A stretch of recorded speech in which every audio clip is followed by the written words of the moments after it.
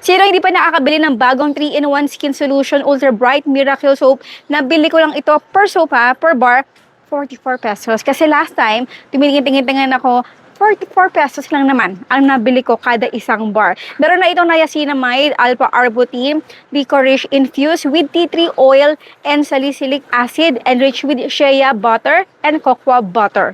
Ang daming ingredients na magpapahydrate talaga sa ating skin. Hindi siya katulad ng nakasanayan na natin color orange na soap, kundi kasi yun kasi nagda-dry sa ating skin. Ito naman, nagpapa-brighten din, nagpapa-glow din, nagpapa-hydrate, at clears acne pa. Lahat yan, hindi lang 3-in-1 actually, lang naihahati dito sa ating skin. So, ang ginagawa ko, to be honest, ginagamit ko alternate yung orange soap at pati itong Ultra Brighten Miracle Soap ng Hikari para naman ma-hydrate yung ating skin at syempre ma-lighten pa.